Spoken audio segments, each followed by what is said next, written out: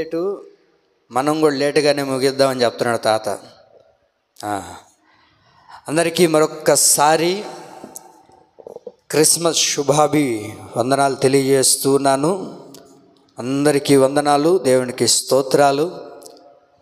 ఈ క్రిస్మస్ పండుగకు, ఈ క్రిస్మస్ వేడుకలకు, ప్రభు యొక్క సమూహానికి, దేవుని యొక్క సన్నిధికి చేరికుడి వచ్చిన మీ అందరికీ కూడా ప్రభు అయిన యేసు క్రీస్తు పరిశుద్ధమైన, శ్రేష్టమైన, దివ్యమైన, అతి పరిశుద్ధమైన నామములో అందరికీ నా నిండు హృదయపూర్వకమైన వందనాలు, దేవునికి స్తోత్రాలు. ఆకాశమందున్న ఆసీనుడైన దేవుడు, ఆరాధ్యుడైన దేవుడు, అద్భుతాలు చేయగలిగిన సర్వోన్నతుడైన దేవుడు మనలందరినీ కూడా ఆశీర్వదించి దీవెనకరంగా మార్చునుగాక. ఆమేన్. లూకాసు సువార్త 2వ అధ్యాయం 11వ వాక్యాన్ని నేను చదువుతున్నాను, ఆలకించండి. దావీదు పట్టణమందు నేడు రక్షకుడు మీ కొరకు పుట్టియున్నాడు. దావీదు పట్టణమందు నేడు రక్షకుడు మీ కొరకు పుట్టి ఉన్నాడు. ఇంకా తలెత్తి నా వైపు చూడండి. గొర్రెల కాపరులు గొర్రెలు కాచుకుంటున్న వేళ ఆ రాత్రి దేవదూత దిగివచ్చి వారితో పలుకుతున్న బహు చక్కటి మాట, భయపడొద్దు, ఇదిగో ప్రజలందరికీ కలగబోవు మహా సంతోషకరమైన స్వర్తమానమును నేను మీకు తెలియజేస్తున్నాను. ఏంటి ఆ స్వర్తమానము?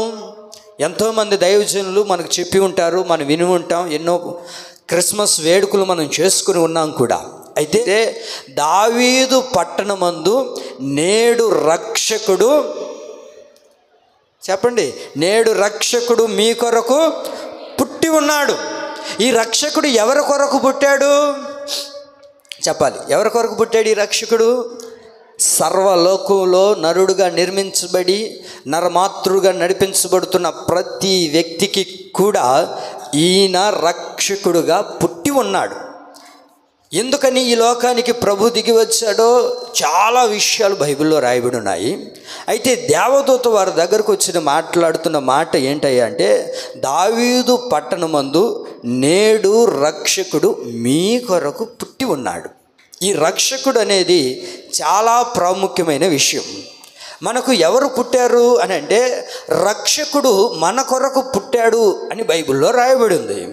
ప్రియులారా, ఆ రక్షకుడు మన జీవితాలని వెలిగించడానికి, మన జీవితాల్లో ఆనందాన్ని కలగచేయడానికి భయపడిపోతున్న దేవదూత దిగివచ్చి వారందరితో మాట్లాడుతున్నారు. ఇదిగో మీరు భయపడద్దు, మీకు ఒక స్వర్తమానాన్ని నేను తీసుకొని వచ్చాను. అది ఏంటి అని అంటే, మీ కొరకు రక్షకుడు పుట్టి ఉన్నాడు. మీ కొరకు రక్షకుడు పుట్టి ఉన్నాడు అని అంటే వీళ్ళు ఎక్కడున్నారని అర్థం అంటే, వారు రక్షణ లేకుండా నడిపించబడుతూ ఉన్నారు. అయితే దేవదూత దిగి వచ్చి, ఇదిగో నేడు రక్షకుడు మీ కొరకు పుట్టి ఉన్నాడు.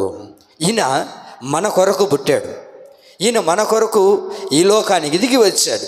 అది దేవదూత మరలా యోసేపు దగ్గరికి వచ్చి మాట్లాడుతున్న మాటను కూడా మనం చూడగలుగుతాం. మత్తయి సువార్త 1వ అధ్యాయం 21వ వాక్యంలో కూడా, మత్తయి సువార్త 1:21, తన ప్రజలను వారి పాపముల నుండి ఆయనే రక్షించును. ఇదిగో దావీదు పట్టణమందు నేడు రక్షకుడు మీ కొరకు పుట్టి ఉన్నాడు.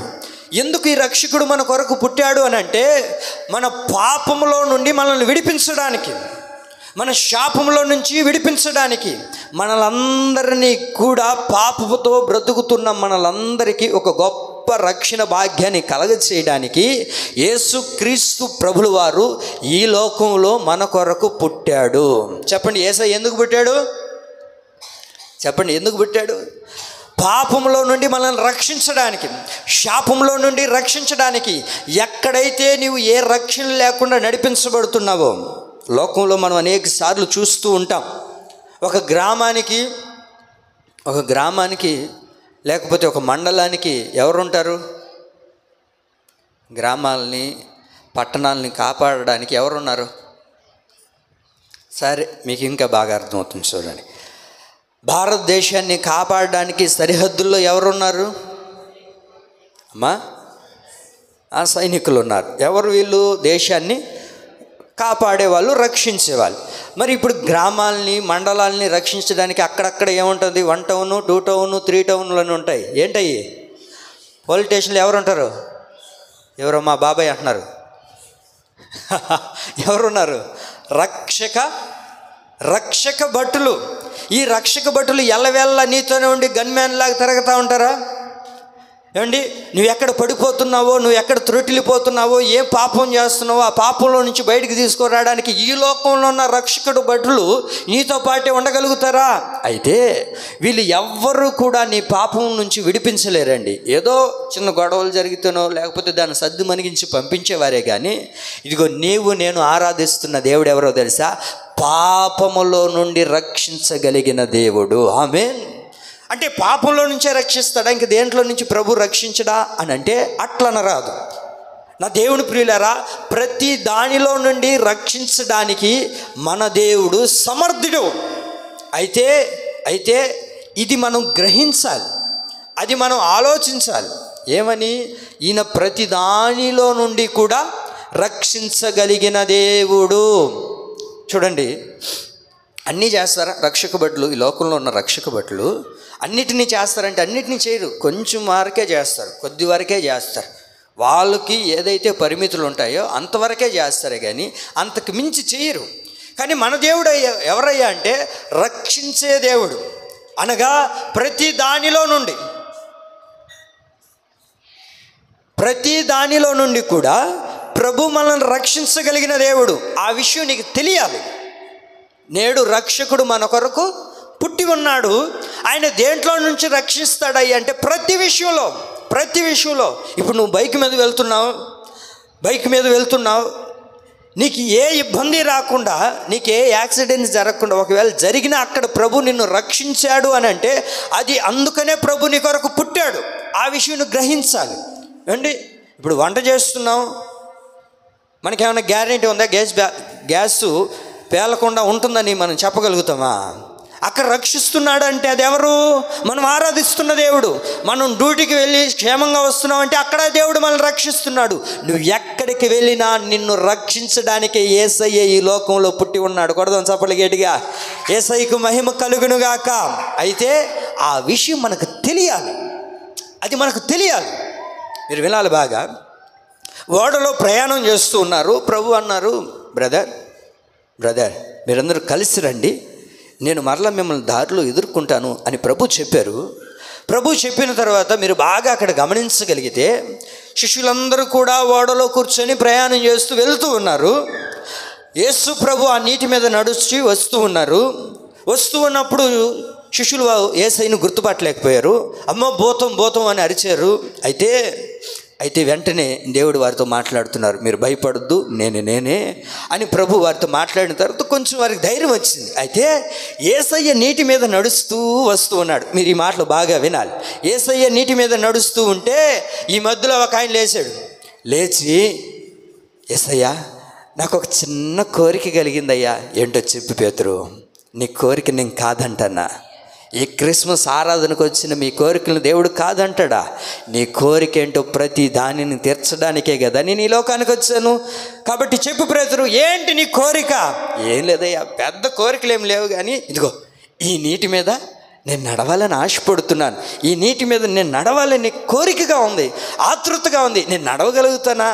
ఓ చాలా సంతోషం, రా పేతురు నడువు అని అన్నప్పుడు ఆ నీటి మీద దిగాడు. నడిచినట్లుగా మనం బైబిల్లో చూడగలుగుతాం. 1-2 అడుగులు వేసిన వెంటనే అటువైపు గాలి, ఇటువైపు నీరు, వీటన్నిటిని చూసిన వెంటనే పేతురు ఏమంటున్నాడు తెలుసా? ప్రభువా నన్ను రక్షించు. యేసయ్యకు మహిమ కలుగునుగాక. ఏమన్నాడు పేతురు? ఏమంటున్నాడు? ప్రభువా నన్ను రక్షించు. ఎందుకన్నాడు ఆ మాట? వాస్తవానికి యోహాను బాబాయ్ నన్ను కాపాడరా, నాకేమో ఏం అర్థం కావట్లేదు, యేసయ్య ఏమో దిగమన్నాడు, నేనేమో మునిగిపోతున్నాను, యేసయ్యకి ఈత వచ్చో రాదో, నువ్వన్నా దూకరా. యాకోబో నువ్వు ఇటు పక్క దూకో, అల్లలు ఎక్కువగా ఉన్నాయి అన్నాడా?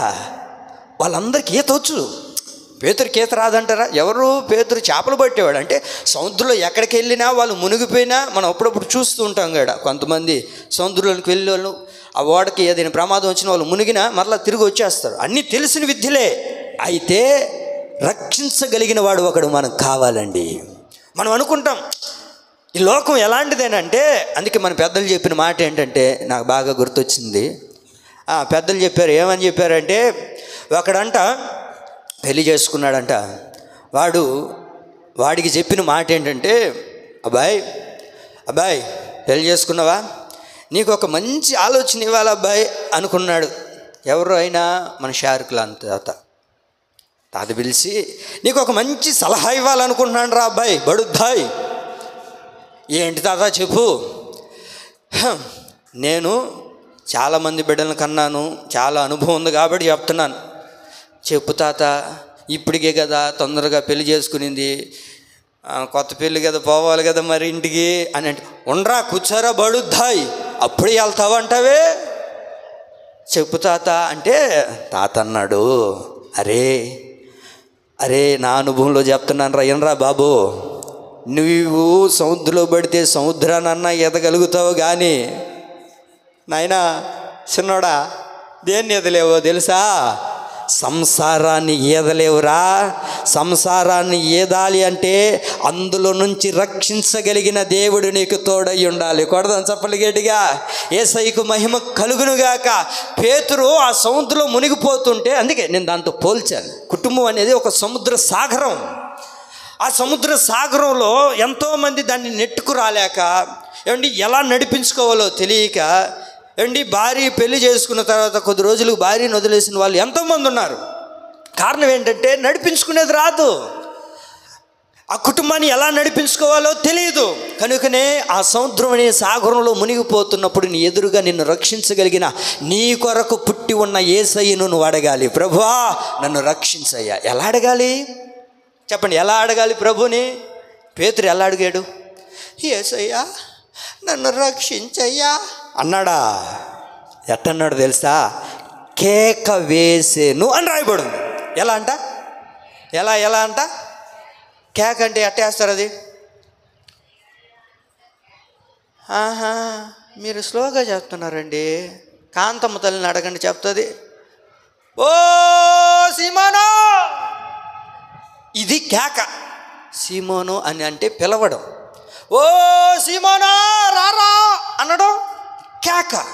అనగా హృదయంలో నుంచి రావాలి, ప్రభువా నన్ను రక్షించయ్యా అని పిలిచాడు పేతురు. కనుకనే ఈ దినాన ఏ పరిస్థితుల్లో నువ్వు మునిగిపోతున్నావో నిన్ను రక్షించడానికి 2024 సంవత్సరాల క్రితం యేసయ్య ఈ లోకానికి రక్షకుడుగా వచ్చి ఉన్నాడు. ఆమేన్. అయితే సముద్రం అనే సాగరంలో మునిగిపోతేనేనా ప్రభు రక్షించేది అని అంటే అట్లనే రాదు. మరొక విషయం కూడా మనం గమనించగలుగుతాం. దానియేలు విషయం మనకు బాగా తెలుసు. దానియేలుని సింహాల గృహలో వేసేశారు. సింహాల గృహలో వేసిన తర్వాత రాత్రంతా రాజుగారికి నిద్ర పట్టలేదు. రాత్రంతా నిద్ర పట్టకపోయేసరికి ఇదే ఆలోచిస్తూ ఉదయానికి అయ్యేసరికి పరిగెత్తుకుంటూ వచ్చాడు. పరిగెత్తుకుంటూ వచ్చి దానియేలు మాట్లాడిన మంచి మాట, దానియేలు గ్రంథం 6వ అధ్యాయం 16వ వాక్యాన్ని మనం చూడగలిగితే చదవండి. దానియేలు గ్రంథం 6వ అధ్యాయం 16వ వాక్యం.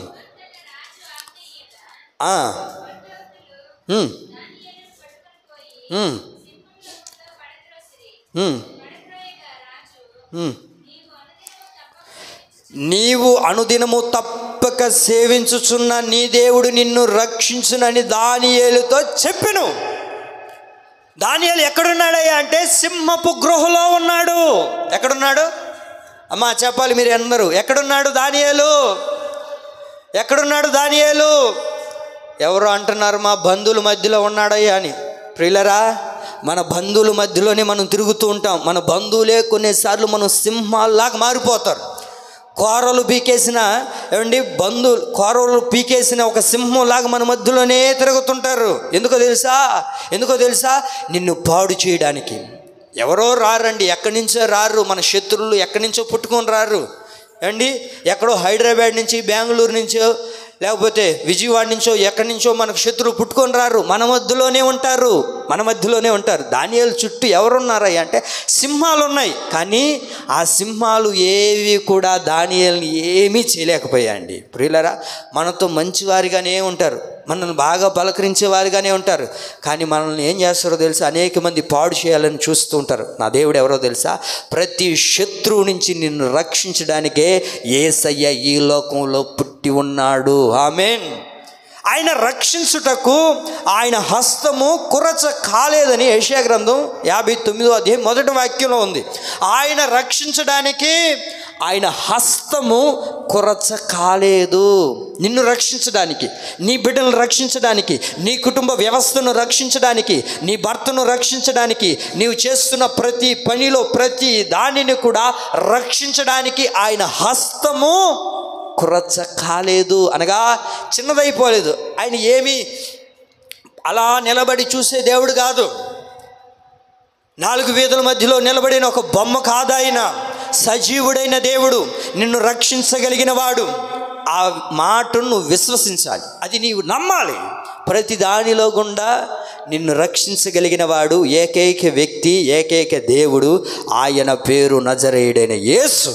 ప్రియులారా, నేడు రక్షకుడు మీ కొరకు పుట్టాడు. ప్రతి విషయంలో ఆయన రక్షిస్తాడు. చాలా విషయాలు బైబిల్లో రాయబడి ఉన్నాయి.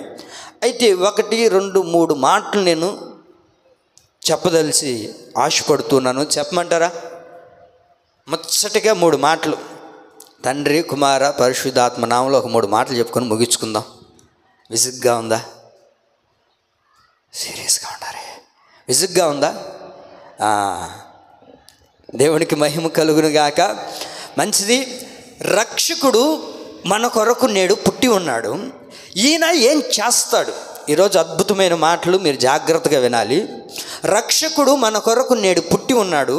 ఎందుకు పుట్టాడు ఈయన? ఈ రక్షకుడు మన జీవితంలో ఏం చేస్తాడు అని అంటే, మొట్టమొదటిగా ఈ రక్షకుడు నీ పిల్లలను రక్షించబోతూ ఉన్నాడు. ఆమేన్. ఇది మొదటి మాట. రక్షకుడు మన కొరకు పుట్టాడు. ఈ రక్షకుడు మొట్టమొదటిగా ఏం చేస్తాడయ్యా అంటే మన పిల్లలను రక్షిస్తాడు. మీరు ఆ మాటను చదవాలి. యెషయా గ్రంథం 49వ అధ్యాయం. యెషయా గ్రంథం 49వ అధ్యాయం. యెషయా గ్రంథం 49వ అధ్యాయం. నేను చూపించే ప్రతి మాట దగ్గర రక్షకుడు అనే మాట కనబడుతుంది. యెషయా గ్రంథం 49:25 చదవండి. యెహోవా ఎలాగూ సెలవిస్తున్నాడు,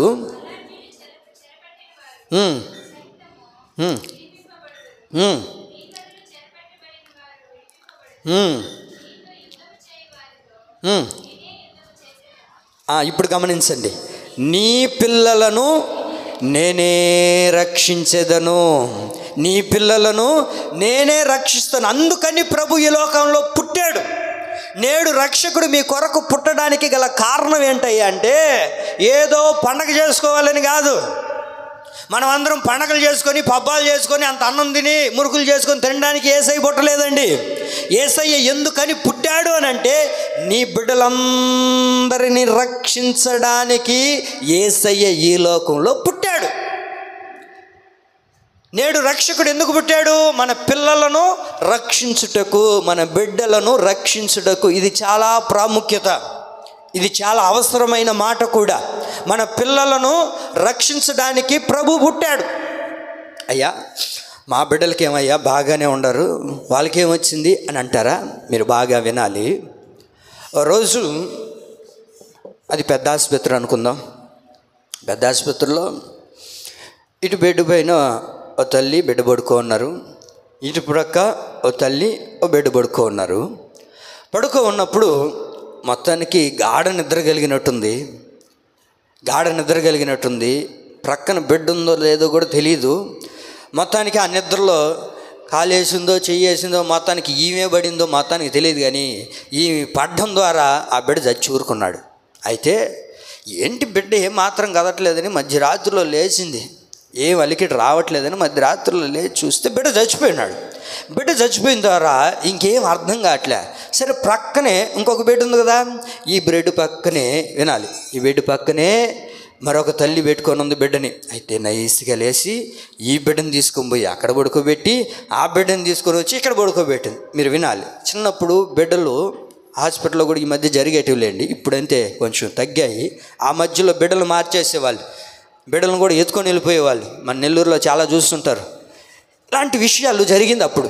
అయితే ఇలా జరిగిపోయిన తర్వాత ఉదయానికి లేచేసరికి ఈ తల్లి ఏమో చూస్తుంది, ఏంటి బిడ్డ బాగున్న బిడ్డ ఏంటి చచ్చిపోయాడు, ఏం అర్థం కాలేదు. సరే పక్కన నన్ను చూస్తే ఆమె ప్రక్కన కూర్చున్న బిడ్డ ఈ బిడ్డే. ఇప్పుడు అమ్మా ఈ బిడ్డ నీది, ఎందుకు బిడ్డను మార్చావంటే లేదు లేదు ఈ బిడ్డ నావాడని చెప్పారు. ఆ తర్వాత వాళ్ళిద్దరూ కలిసి ఇట్లా గొడవలు ఆడుకుంటూ ఉంటే వాళ్ళు ఈ గొడవ తెగేటట్లేదురా బాబు అని చెప్పి ఓ రాజు దగ్గరికి వెళ్ళారు. ఆయన పేరు సొలొమోన్ రాజు. ఆ రాజు దగ్గరికి వెళ్ళి, రాజా మీరు వినాలి, రాజా ఇదిగో చనిపోయిన బిడ్డ ఈవిది, బ్రతికున్న బిడ్డ నాది, ఈ మధ్యరాత్రిలో లేచి బిడ్డలు మార్చేసిందయ్యా, కాబట్టి మీరే ఏదో ఒక పరిష్కారం చేయాలి, మీరే ఏదో ఒక పరిష్కారం చేయాలి రాజా, చెయ్యండి, మీరే న్యాయం చేయండి అంటే, రాజు జ్ఞాని కదండి, దేవుడిచ్చిన జ్ఞానం కదా అది. ఆ వివేచన జ్ఞానంతో రాజు ఒక మాట మాట్లాడాడు. సరే నీ బిడ్డ ఎవరి బిడ్డ కాదు, ఈ బిడ్డని మీ ఇద్దరికి సమానంగా పంచుతాను అని చెప్పి కత్తి తీసుకొని రండిరా అని చెప్పాడు. కత్తి తీసుకొని వచ్చి కత్తి ఎత్తి వారిద్దరిని సగంగా నరికేటప్పుడు ఈ తల్లి అంటుంది, ఆగండి అయ్యా ఆగండి, నా బిడ్డ నా దగ్గర లేకపోయినా ఇదిగో ఆయన దగ్గర ఉన్న బ్రతికితే చాలు, బ్రతికితే చాలు అని చెప్పింది. ఆ మాటను బట్టి రాజు అన్నాడు, ఈ బిడ్డ నీది కాదు, ఈ బిడ్డ ఎవరిది, ఆమెది. ఎందుకు ఈ మాటలు చెప్పాను అని అంటే, ఆ చిన్న బిడ్డ చనిపోవడానికి గల కారణం ఏంటి అని అంటే, వినాలి, ఆ బిడ్డ చనిపోవడానికి గల కారణం ఎవరు, వినాలి, ఆ బిడ్డ చనిపోవడానికి కారణం ఎవరు, తల్లి. ఎందుకు ఆ తల్లి ఆ బిడ్డ చనిపోవడానికి గల కారణం అయిందయ్యా అంటే, నిద్రమత్తురాలిగా మార్చబడింది. అరే బిడ్డ ఏం చేస్తున్నాడు, బిడ్డ కదులుతున్నాడా లేదా, స్పృహలో ఉన్నాడా లేదా, ఏమండి చిన్న బిడ్డ ఏం చేస్తున్నాడు, కింద పడిపోయాడా లేదా, ఈ విషయాలన్నీ తల్లి గమనించాలా లేదా, గమనించకపోగా బిడ్డ మీద పడి చంపేసింది. మీరు వినాల్సింది ఏంటంటే, మన బిడ్డలు ఏం చేస్తున్నారు, మన బిడ్డలు ఎక్కడ తిరుగుతున్నారు, మన బిడ్డలు ఎవరి మధ్యలో ఉన్నారు, ఇవన్నీ మనం చూడాలి. ఓ తల్లిగా ఆ బాధ్యత నీది. నీవే మత్తురాలుగా మార్చబడిపోయి నీవే మత్తులో ఉంటే, నిద్ర మత్తులో ఉంటే నీ బిడ్డలు ఎలా ఉన్నారో నువ్వు చూడలేవు. ఈరోజున అనేక మంది తల్లిదండ్రులు చేస్తున్నది అదే. ఈరోజున చాలామంది తల్లిదండ్రులు వారి బిడ్డలకు చెప్పలేకపోతున్నారు. ఏంట్రా చెడు వ్యవహారాలు తిరుగుతున్నావు, చెడు మాటలు మాట్లాడుతున్నావు, ఎందుకు తాగుతున్నావు, ఎందుకు తాగుబోతుడుగా మార్చబడ్డావు, ఎందుకు తాగేవాడితో స్నేహం చేస్తున్నావు అని తల్లిదండ్రులు అడిగితే వీడంటాడు, నాన్న ముందు నువ్వు మానే, ఆ తర్వాత నేను మానేస్తాను అంటాడు. ఇద్దరు తల్లిదండ్రులు మాట్లాడుకునేటప్పుడు ఏం మాట్లాడుకుంటున్నారు, ఒక గొడవ వేసుకున్నారు. ఒక గొడవ పడుతున్నప్పుడు అదే నేను చెప్పదలిసిన మాట ఏంటంటే, మత్తులైపోకూడదు, నిద్ర మత్తులోనికి వెళ్ళిపోకూడదు. అరే మన కుటుంబంలో ఎదుగుతున్న బిడ్డలు ఉన్నారే, వారి ముందు ఏం మాట్లాడాలి, ఎలా మాట్లాడాలి, ఏం చేయాలి, అది ఒక ఆలోచన ఉండాలి తల్లిదండ్రులకు. బిడ్డలు నోరు తెరిస్తే ఏబిసిడీలు మాట్లాడతారు. ఏబిసిడీలు అనగా ఇంక మీరు చెప్పొద్దులేండి, ఇంక తెలియనేటివా, ఏబిసిడీ నోరు తెరిస్తే మాట్లాడతారు. ఎక్కడ నేర్చుకున్నావురా ఇవి, మా ఇంట్లో మా అమ్మ నాన్న ప్రేమగా ఇట్లాగే మాట్లాడుకుంటారంట. గొడవ వచ్చినప్పుడు ఏబిసిడీలు మాట్లాడుకుంటుంటారు కదా. ఏమంకా మన ఇద్దరం ఏబిసిడీలు మాట్లాడుకుంటుంటే మన ఇద్దరి మధ్యలో ఉన్న బిడ్డలు ఏం చేస్తారు, నేర్చుకుంటారు. నేను చెప్పదలిసిన మాట అదే, మత్తులైపోకూడదు. మన బిడ్డలు చనిపోవడానికి, పాడైపోవడానికి మొదటి కారణం తల్లిదండ్రులే. అయితే యేసయ్య ఎవరో తెలుసా, అలాంటి పరిస్థితుల్లో ఉన్న బిడ్డలను రక్షించడానికే యేసయ్య ఈ లోకంలో పుట్టి ఉన్నాడు. ఆమేన్. యేసయ్య ఈ లోకంలో పుట్టడానికి గల కారణం నీ బిడ్డలను రక్షించడానికి, నీ బిడ్డలను కాపాడడానికి. ఎందుకయ్యా మా బిడ్డలను దేవుడు కాపాడాలి? మేమేమన్నా అడిగామా మా బిడ్డలను కాపాడమని? మేమేమన్నా అడిగామా మా బిడ్డలను కాపాడు ప్రభువా అని అంటే, నీవు అడిగినా అడగకపోయినా ప్రభు నీ బిడ్డలను కాపాడడానికి గల కారణం ఏంటో తెలుసా? గల కారణం ఏంటో తెలుసా? 127 కీర్తన 3వ వాక్యం చదవండి. కారణం ఏంటో అక్కడ మీకు కనబడుతుంది. మీ బిడ్డలను దేవుడు కాపాడడానికి గల కారణం ఏంటో అక్కడ కనబడుతుంది. చూడండి 127వ కీర్తన. బాగా చదవాలి. అది చదవక. కుమారులు యెహోవా అనుగ్రహించు స్వాస్థ్యము, గర్భఫలము ఆయన ఇచ్చు బహుమానం. ఆయన ఇచ్చిన బహుమానం అండి అది. దేవుడిచ్చిన ఒక గొప్ప బహుమానం. చూడండి, తల్లిదండ్రులు ఏమండి బిడ్డలు లేకుండా ఉండే వాళ్ళ దగ్గరికి వెళ్ళి అడగండి, ఆ ఘోష ఏందో, ఆ బాధ ఎలా ఉంటుందో అది వారికే తెలుసండి. ప్రియులారా, దేవుడు ఒక బహుమానాన్ని ప్రభు నీకు ఇచ్చాడు. దేవుడు ఆయనంతటా ఆయన ఒక బహుమానాన్ని నీకు ఇస్తే, ఆ బహుమానాన్ని నువ్వు సరిగ్గా చూసుకోలేకపోయినా నా ప్రభు ఆ బహుమానాన్ని కాపాడుకోవడం ప్రారంభిస్తాడండి. ఆమేన్. ఎందుకనంటే ఆ బహుమానం, ఒక బహుమానం ఇచ్చాను అనుకోండి, నేనైనా ఒక బహుమానం ఇచ్చాను అనుకోండి, ఆ కొద్దిసేపు మాత్రమే చూసుకుంటారు. తీసుకొని పోయి ఏం చేస్తారు చెప్పండి? ఏం చేస్తారు? తీసుకొని పోయి ఆ షెల్ఫ్లో పడేస్తారు, లేకపోతే బీరువాలో పడేస్తారు. ఇంకా దాన్ని చూసేది ఉండదు. అయితే దేవుడిచ్చిన ఒక బహుమానాన్ని ప్రభు రక్షించడానికి సమర్థుడైన దేవుడు. నీ బిడ్డలను రక్షించడానికి ఆయన అద్భుత కార్యాలు చేయగలిగిన వాడు. మత్తులైపోకూడదు, నిద్ర మత్తులోనికి వెళ్ళిపోకూడదు. కొంతమంది కళ్ళు మూసుకుపోయి ఉంటాయి. అరే, ఏం చేస్తున్నాం, ఎలా మాట్లాడుతున్నాం, ఎలా వ్యవహరిస్తున్నాం, ఎలా నడిపించబడుతున్నాం? ప్రియులారా, నువ్వు జాగ్రత్తగా ఉండగలిగితేనే నీ బిడ్డలను ప్రభు రక్షించడం ప్రారంభిస్తాడు. ఆమేన్. నేను 2 విషయాలు రాసుకొని వచ్చాను. దీంట్లో 2 మాటలు చెప్తాను. ఇక్కడ పిల్లలను దేవుడు ఏం చేస్తాడు? రక్షిస్తాడు. చెప్పాలి, ఏం చేస్తాడు? పిల్లలను రక్షిస్తాడు. 2 బిడ్డల గురించి చెప్తాను.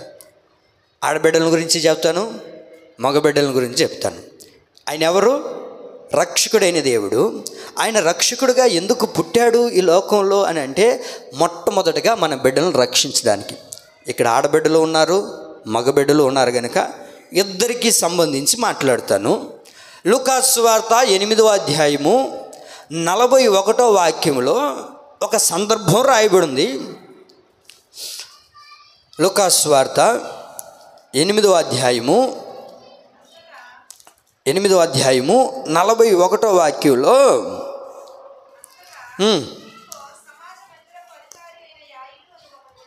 యాయిరు అనుడు ఒకడు వచ్చి యేసు పాదముల మీద పడి, వినండి అమ్మా చాలు. యాయిరు అనే ఒక వ్యక్తి యేసయ్య దగ్గరకు వచ్చాడు. యేసయ్య దగ్గరకు వచ్చి ఆయన పాదాల మీద పడ్డాడు. ఎందుకు పడ్డాడు అని అంటే, అక్కడ మనం గమనించాల్సింది ఏంటంటే, ఆయనకు ఒక కూతురు ఉంది అండి. వినాలి, ఆయనకి ఒక కూతురు ఉంది. ఆ కూతురు వయసు ఎంత అని అంటే ఇంచుమించు 12 సంవత్సరాలు. ఎంత? 12 సంవత్సరాలు. 12 సంవత్సరాలు అంటే ఎన్నో గలాసు అది అమ్మా? 7వ గలాసా? ఓకే.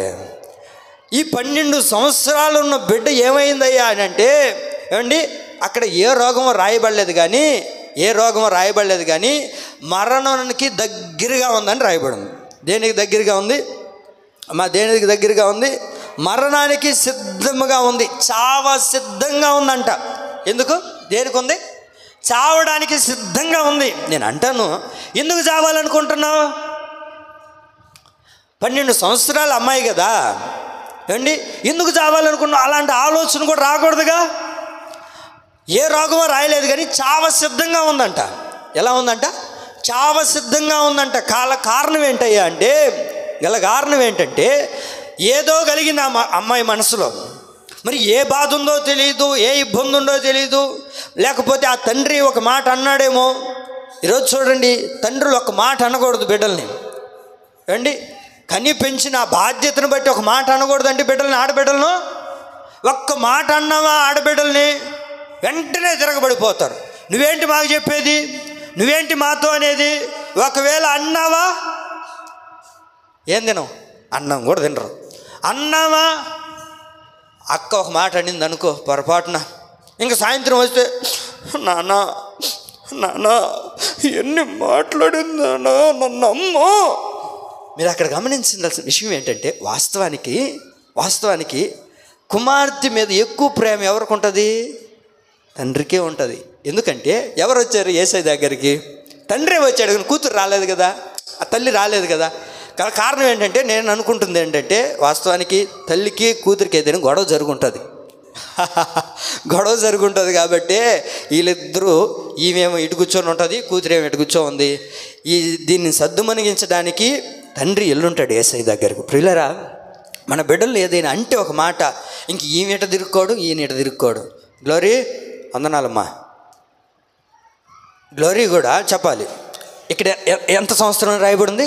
12 సంవత్సరాలు. అమ్మాయికి ఎంత? 8 సంవత్సరాలు. ఒక్క మాట ఒక రోజున వాళ్ళ అమ్మగారు అన్నారని ఇంట్లోకి కూడా రాలా. రాత్రి 10 గంటలు అవుతున్న ఇంట్లోకి రాలేదండి. నిజం, మీరు కావాలంటే తర్వాత అడగండి.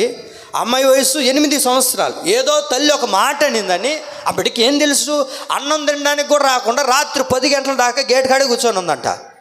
అడుక్కున్నారు. ఇంకేమంటుందో తెలుసా, ఎక్కువ ఏమంటుందో తెలుసా, ఇంట్లో నుంచి వాళ్ళ కూడా సరిగ్గా రాని బిడ్డ ఇంట్లో నుంచి వెళ్ళిపోతుందంట. ఎక్కడికి పోతావు? అది ఒక బాధ్యత కదా. నీ తల్లిదండ్రులు నిన్ను అంటున్నారంటే నీ మీద ప్రేమ లేక కాదు. మా ఇంట్లో వాళ్ళు నువ్వు అన్నట్టుగా ఎప్పుడు మాట్లాడలేదు. అబ్బా, నువ్వు ఎంత ప్రేమగా మాట్లాడుతున్నావు. బేబీ తిన్నావా? బేబీ బేబీ ఏం చేస్తున్నావు? బేబీ ఏం లేదు బేబీ, ఈ ఫోను నాది కాదు బేబీ, ఇది మా అమ్మది బేబీ, మా అమ్మ ఒప్పుకోదు బేబీ. బేబీ నేను తీసిచ్చేదా ఫోను? ఎట్ట వాడుకోవాలి నాకు తెలియదు, దొంగచాటుగా వాడుకోలే. అయ్యో ఎంత కేర్ తీసుకుంటున్నాడో, నన్ను ఎంత బాధ్యతగా మాట్లాడుతున్నాడో. నీకు అర్థం కావట్లేదు. తీసుకొని పోయి నడేట్లో ముంచేస్తాడు తల్లి. అమ్మా యవనస్తులారా వినండి, నడేట్లో ముంచేస్తాడు. ఇంకేమీ లేదు, వెనక తిరగడానికి కూడా లేదు. వినాలి మీరు బాగా. ఏమంట ఆ బిడ్డ చావ సిద్ధమాయునని రాయబడింది. ఎందుకు చావ సిద్ధమైంది అని అంటే, తర్వాత యేసయ్య ఆమె దగ్గరికి వెళ్ళాడు. అప్పటికే చనిపోయింది బిడ్డ. చనిపోయిన తర్వాత మీరు బాగా వినాల్సిన విషయం ఏంటంటే, యేసయ్య అక్కడికి వెళ్ళాడు కదా. యేసయ్య వెళ్ళిన తర్వాత లోపలికి వెళ్ళి ఆమె మీద ప్రార్థన చేసి అమ్మాయిని లేపాడు, నిలబెట్టాడు. నిలబెట్టిన వెంటనే యేసయ్య మాట్లాడిన మాట ఏంటంటే, 55వ వాక్యం చదవండి. 55వ వాక్యం చదవండి అక్కడ కొంచెం గట్టిగా. ఆమె ప్రాణము తిరిగి వచ్చును. అప్పుడు ఆయన చూడండి యేసయ్య పలుకుతున్నాడు. ఇదిగో ఆమెకు, ఆ పాపకు ఏం చేయండి, మీరు భోజనం పెట్టండి అని అంటే కారణం ఏంటి? అన్నం తినకుండా మొహం ముడుచుకొని చావ సిద్ధమైంది. కారణం ఏంటి? ఫోన్ తీసి ఇచ్చినవా? తీసినంతసేపు అన్నం తినకుండా ఉనిందా లేదా? ఉనిందా? ఉంటారు. ఫోన్ తీసి ఇచ్చిన తర్వాత నీ మాట కూడా వినరు. ఎంతసేపు పట్టుకొని తిప్పు, తోస్తానే ఉండడమే. ఆ కళ్ళు పోతాయి. అవునండి, ఇంక 24 గంటలు తొయ్యడమేనా పని. ఫోన్ తీసినంతకు ముందేమో అన్నం తినకుండా ఉనింది. ఫోన్ తీసి ఇచ్చిన తర్వాత అన్నం తింటున్నాం కూడా మర్చిపోయారు. ఫోన్ తీసి ఇచ్చిన తర్వాత అన్నం తింటున్నామా, ఏముంది అనేది కూడా మర్చిపోతున్నాం. మీరు గమనించండి, కొంతమంది బిడ్డలు అట్లాగే ఉన్నారండి. ఈ రోజున ఫోన్ తీసిస్తేనే అన్నం తింటారు. మంచి డ్రెస్ తీసిస్తేనే అన్నం తింటారు. వాళ్ళకి కావాల్సింది ఇస్తేనే అన్నం తింటారు. లేకపోతే మొరకం వేసేస్తారు. ఇంకా పట్టలేం. ఇంకా తండ్రి కూర్చొని నా బంగారమే, నా నాయనే, నా ఎండే అని చెప్పి ఆయన సద్దుమణిగించి ఆమె సోపేస్తే, థ్యాంక్స్ డాడీ, ఓకే డాడీ, నేను తింటానులే డాడీ అంటది. ప్రియులారా, యేసయ్య ఎవరో తెలుసా? నిన్ను రక్షించడానికి ఈ లోకానికి దిగి వచ్చిన గొప్ప దేవుడు అండి. యవనస్తుల బిడ్డలారా, యేసయ్య మనల్ని రక్షించడానికి ఈ లోకానికి పుట్టాడు. ఒకవేళ మీరు ఇంకా ఏ విషయం గురించి అయితే ఆలోచిస్తున్నారో, ఒకవేళ తల్లిదండ్రుల మీద తిరగబడి, తల్లిదండ్రులకు లోబడకుండా, అన్నం కూడా సరిగ్గా తినకుండా, కొనిచ్చేది మీరు అడిగింది కొనిచ్చేంత వరకు మూర్ఖం వేసి కొంతమంది మాట్లాడరండి. ఇంతుండరు వాళ్ళతో. తల్లి ఒక మాట అనకూడదు, అసలు మాట్లాడరు. ఇంకా తండ్రి ఒక మాట అనకూడదు, అస్సలు మాట్లాడరు. ఈ రోజున అట్లాగే బిడ్డలు తీరిపోయి ఉన్నారు. ప్రియులారా, మన బిడ్డలను రక్షించడానికే ఆయన ఇచ్చిన బహుమానం అది. ఆయనే వారిని రక్షించుకోబోతూ ఉన్నాడు. ఆమేన్. ఏంటండి ఆమె అనట్లేదు. మీ బిడ్డలను మీ కుమార్తెలను ఒక అయ్యే చేతిలో పెట్టే అంతవరకు ప్రభు రక్షించుకుంటూనే ఉంటాడండి, రక్షించుకుంటూనే ఉంటాడు. ఒకవేళ మీ బిడ్డలను రక్షించకపోతే ఏమండి ఎన్ని మాటలు వస్తాయి, ఎన్ని ఇబ్బందులు కలుగుతాయి. కనుకనే మన యవనస్తులు బిడ్డల్ని కాపాడడానికే, మీ కుమార్తెలను కాపాడడానికే నా యేసయ్య ఈ లోకానికి దిగి వచ్చాడు. ఆమేన్. నువ్వు చూస్తున్నావా, మన బిడ్డలను ఎక్కడో హాస్టల్లో చేర్పించాము, అక్కడ ఎవరితో తిరుగుతుందో, ఏం చేస్తుందో, ఏ వ్యవహారాల్లో ఉందో, ఎవరితో ఫోన్ మాట్లాడుతుందో, ఏ పరిస్థితుల్లో అన్నీ మనం గమనించగలుగుతామా? గమనించలేవు. కారణం ఏంటి? కూతురి మీద మనకున్న నమ్మకం. ఆ నమ్మకాన్ని వమ్ము చేసే కుమార్తెలు ఎంతమంది లేకపోలేదు.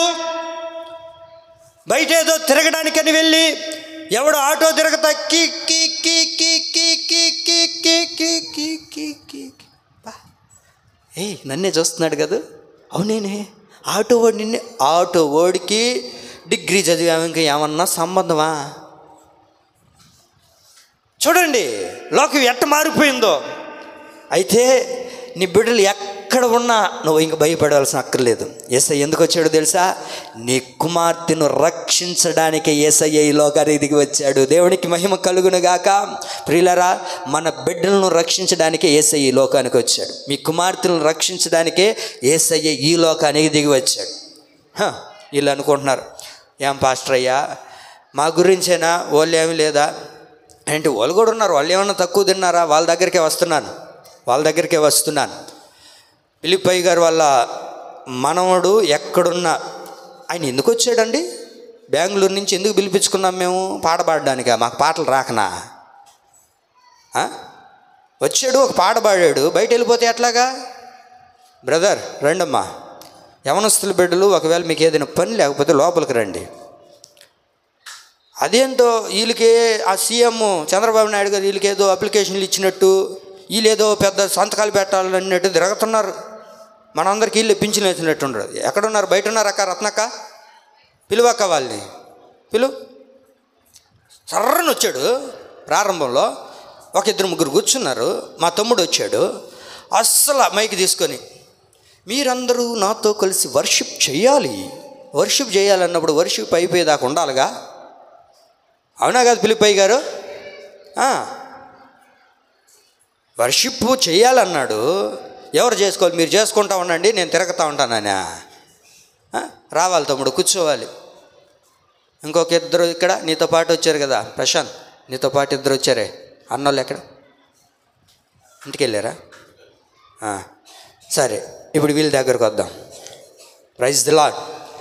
ప్రభువు ఎందుకు వచ్చాడంటే మన పిల్లలను రక్షించడానికి. ఇప్పుడు చదువుదాం, బాగుంటుంది. ఇది మీకు చిన్న డోసే ఇచ్చా, వీళ్ళు బాగుంటుంది. చూడండి, లూకాసు సువార్త 8వ అధ్యాయం, లూకాసు సువార్త 8వ అధ్యాయం 27వ వాక్యం చదువుతారు. ఆయన ఒడ్డును దిగినప్పుడు ఆ ఊరి వాడు ఒకడు, ఏ ఊరోడు? ఐవారు పల్లోడు. ఐవారు పల్లోడు ఆయనకి ఎదురుగా వచ్చును. ఓ అమ్మ, ఎవరన్నా? ఎవరాడు? చదవండి అన్న. వాడు దయ్యం పట్టిన వాడై బహుకాలము నుండి బట్టలు కట్టుకొనక సమాధుల్లోనే కానీ, అది చాలు, విన్నారా? వీడికి దయ్యం పట్టింది.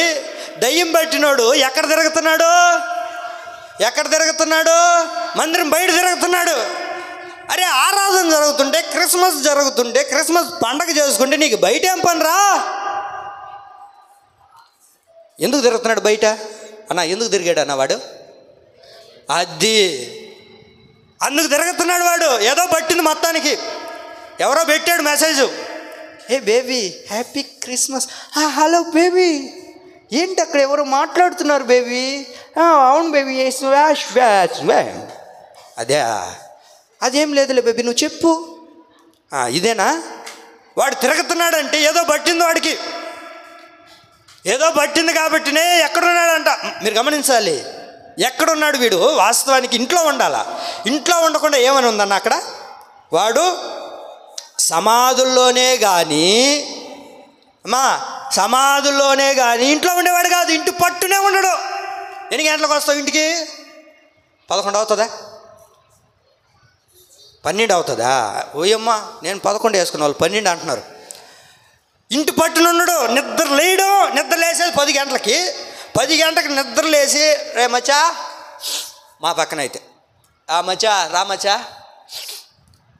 అంతే కదన్నా మన పక్క, మచ్చా రా, ఇంకా బ్రష్ కూడా చేసి ఉండు.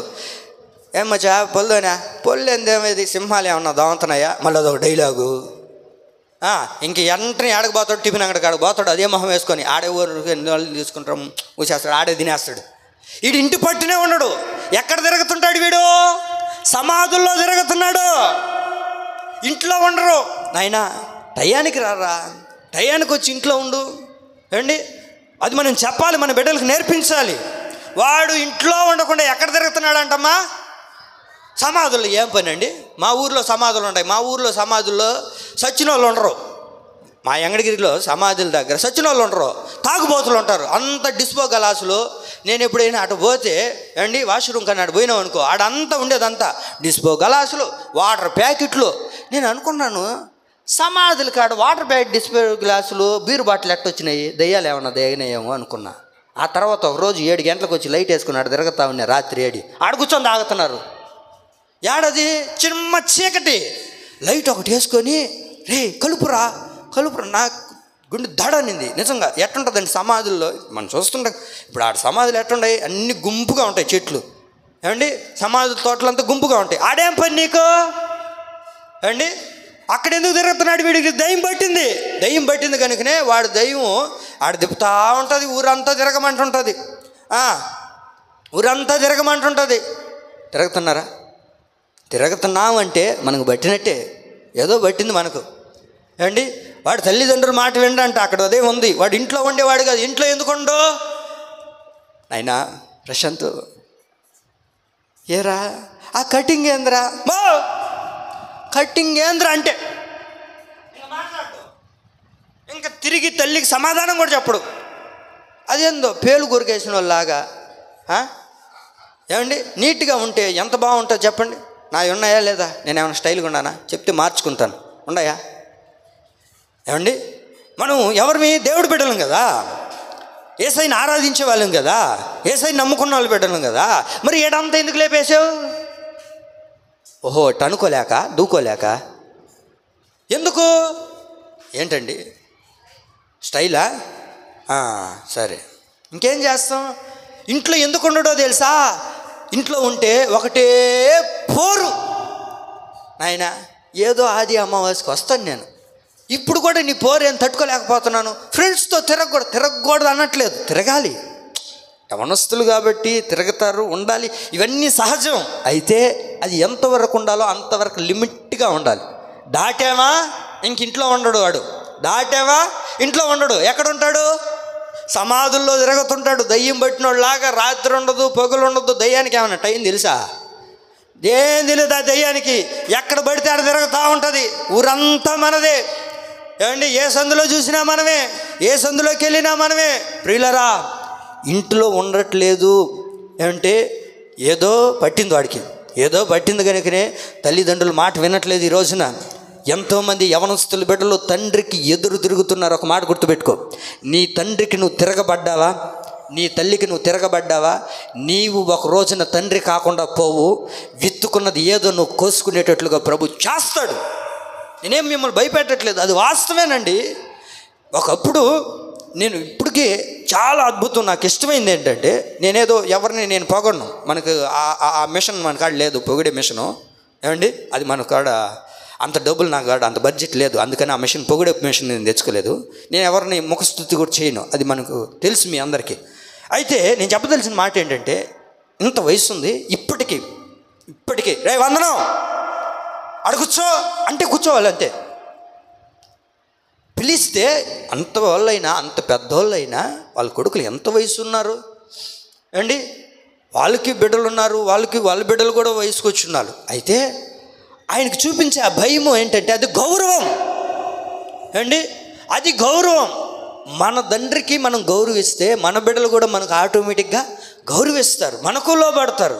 రీలరా, నేను యవనొస్తుంది కదా, నేను ఎందుకు లోబడాలి, మా అమ్మ మాట నేను ఎందుకు వినాలి, నాకు అన్నీ తెలుసులే అని అనుకున్నావా? ఏదో ఒకరోజు నువ్వు తండ్రి కాకుండా పోవు. అదే బైబిల్ అంటుంది, ఏది విత్తుకున్నావో అది ఖచ్చితంగా కోసుకుంటామండి, అది ఖచ్చితంగా నెరవేరుతుంది. కాబట్టి ఇంట్లో ఉండేవారిగా ఉండాలి. మన బిడ్డలు ఈ రోజున ఇంటి పట్టున ఉండట్లేదండి. అందుకనే వీటన్నిటిని గమనించిన యేసుక్రీస్తు ప్రభులు వారు కాలం సంపూర్ణమైనప్పుడు ఈ లోకంలో రక్షకుడుగా ఆయన పుట్టి ఉన్నాడు. ఆమేన్.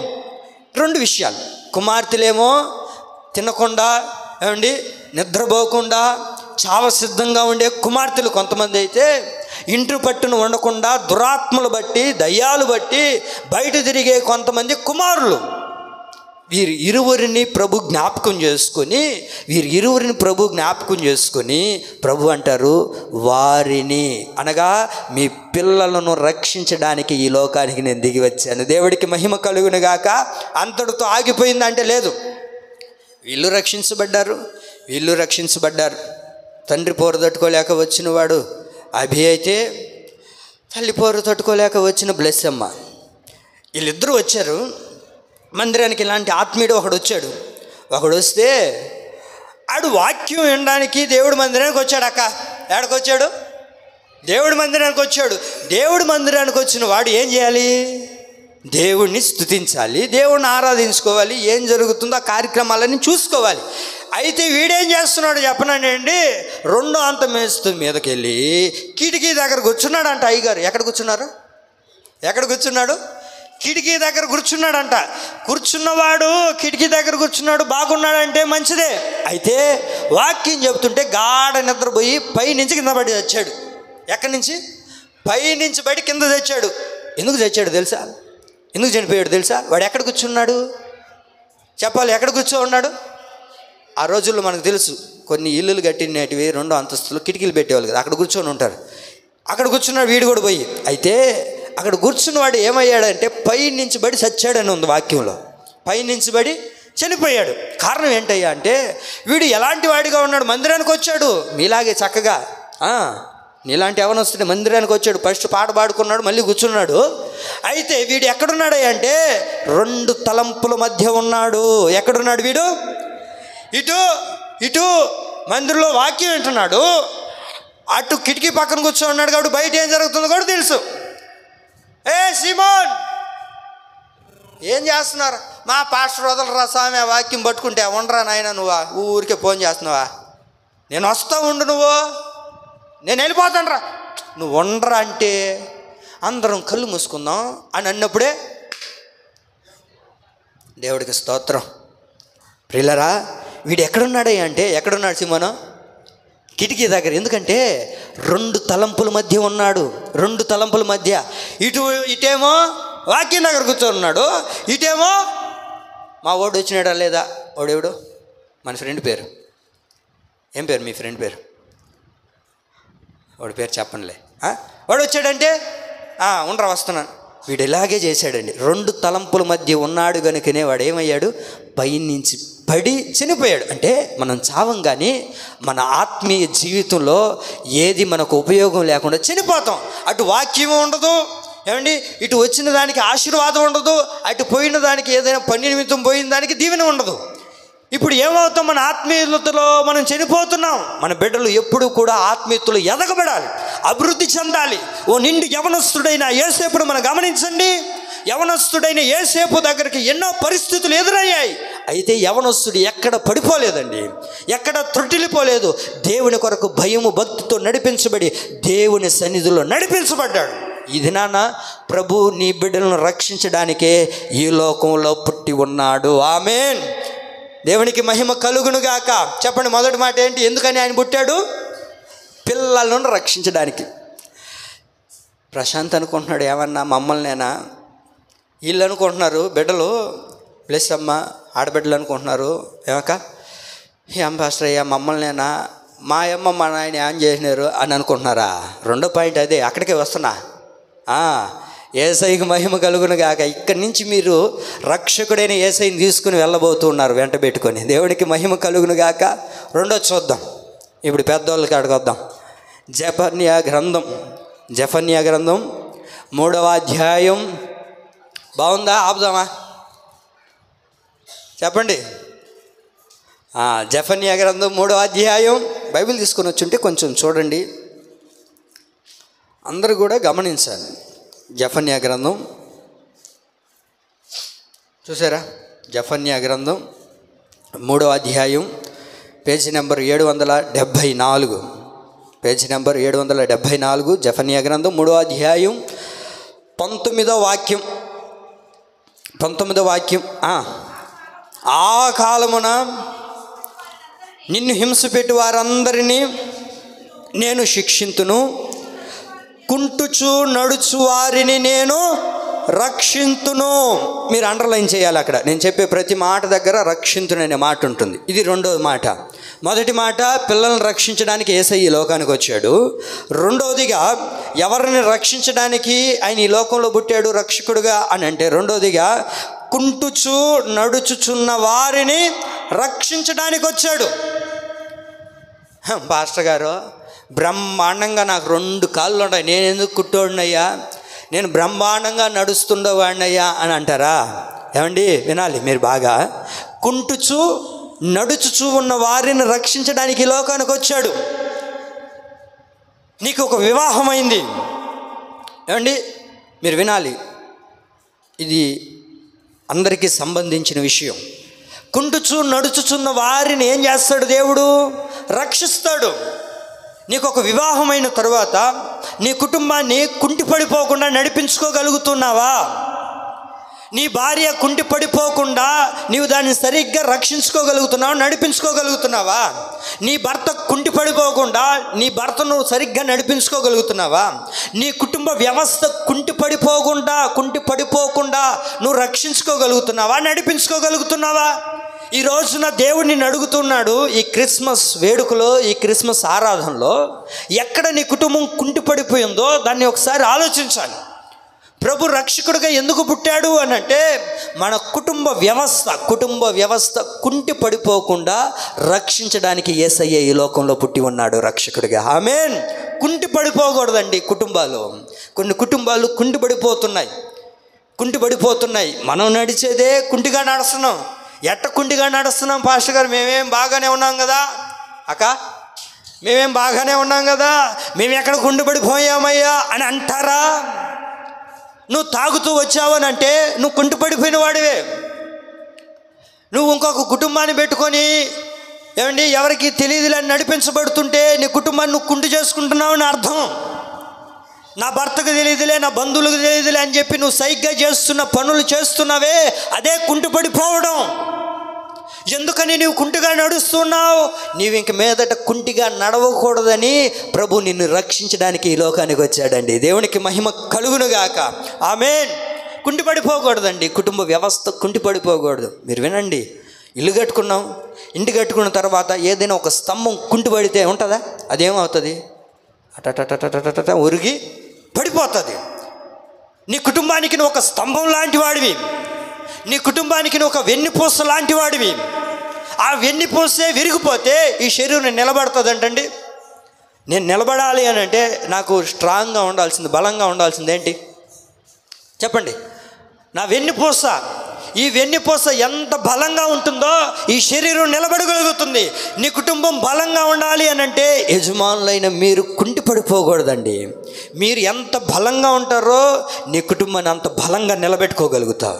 కుంటి పడ్డామా, కుంటి కలిగిందా, వెంటనే కుటుంబం ఒరిగిపోతుందండి, కుటుంబం బలహీనపరచబడిపోతుందండి. ప్రియులరా, నా తండ్రి లాంటి వారు మీరందరూ కూడా, నా తండ్రి లాంటి వారు, మీరు ఎంతో అనుభవం కలిగిన వారు. అయితే ప్రభు మనతో మాట్లాడుతున్నారు, మీ కుటుంబాన్ని ఎక్కడ మీరు కుంటిపరుచుకోవద్దు. ఎందుకమ్మాయి ఇలాంటి వ్యవహారం చేస్తున్నావు అక్క? ఓ మంచి భర్తను ప్రభు నీకు ఇచ్చాడు కదా, ఎందుకు ఇలాంటి పాడుబుద్ధి కలిగింది? ఎందుకు ఇలాంటి పాడుబుద్ధి నీ ఆలోచనలోకి వచ్చింది అంటే, నేను మంచిదాన్నేనయ్యా, నేను మంచిదాన్నే. నా భర్తే చేస్తున్నప్పుడు నేను చేస్తే తప్పేంటి? నా భర్త ఏదో ఆనందాన్ని కోరుకొని వెళ్ళాడు, నేను కోరుకుంటే తప్పేంటి? ప్రియులరా, నీ కుటుంబం కుంటిపడిపోతుందంటే అది మై తప్పే. కుటుంబం కుంటిపడిపోతుందంటే అది నీ తప్పు. కుటుంబం కుంటిపడిపోయేటట్లుగా చేయగాకండి. మీరు ఆలోచించగలిగిన వారు. దేవుడు మీకంటూ ఒక మంచి జ్ఞానాన్ని ఇచ్చాడు. మీ భర్తలతో మీరు ప్రేమగా ఉండగలుగుతున్నారా? మీ భార్యలతో మీరు ఎంతవరకు ప్రేమగా ఉండగలుగుతున్నారు? డ్యూటీకి వెళ్ళొచ్చు, చేయట్లేదు అని నేను అనట్లేదు. సాయంత్రం వచ్చావు, అంతా అయిపోయింది, ఏదో భార్య అలా కూర్చొని, అయ్యా ఎట్లా జరిగింది ఈరోజు డ్యూటీ, ఎలా ఉంది, ఎందుకు అలా దిగులుగా ఉన్నావు, కొంచెంసేపు మాట్లాడాలనిపిస్తుంది నీతో. ఏం మాట్లాడాలి నాతో? నాకు ఇంట్రెస్ట్ లేదు. ఇప్పుడు ఏముంది నాకు? రీల్స్ చూడడానికి నీకు ఇంట్రెస్ట్ ఉంటుంది, ఇన్స్టాగ్రామ్లో ఉండే వాటిని చూడడానికి నీకు ఇంట్రెస్ట్ ఉంటుంది, ఫేస్బుక్ చూడడానికి ఇంట్రెస్ట్ ఉంటుంది, యూట్యూబ్ చూడడానికి ఇంట్రెస్ట్ ఉంటుంది. భార్యతో కూర్చొని ప్రేమగా మాట్లాడడానికి ఇంట్రెస్ట్ రాదు. ఇప్పుడు ఎక్కడ కుంటుపడిపోతున్నావు? నీవు జీవిపించిన దాన్నే బట్టే కదా నీ భార్య కుంటుపడిపోతుంది. నీవు కుంటుపడ్డావు కనుకనే నీ భార్య చెడిపోతుంది. ఈరోజు ఎంతమంది చెప్పండి, గుండె మీద చేసుకొని నా భార్యతో నేను గంటలు కూర్చొని ప్రేమగా మాట్లాడుతున్నాను చెప్పగలిగిన వారు ఎవరైనా ఉన్నారండి? ఈయన కూర్చొని ఈయన ఫోన్ నొక్కొని ఏమైనా మాట్లాడాలని అందామంటే ఏం మాట్లాడాలి చెప్పు? అంతేనా, అయిపోయిందా? మాట్లాడేటప్పుడు కూడా చూడండి అక్క, మీరు ఎప్పుడైనా అన్న మీతో మాట్లాడు నేను వింటాను అంటాడు, కానీ ఏం చేస్తుంటాడు? అయ్యా వింటున్నావయ్యా? వింటున్నాను, కానీ అదే చెప్తున్నావు కదా మీ ఇంట్లో వాళ్ళ గురించే కదా, చెప్పు.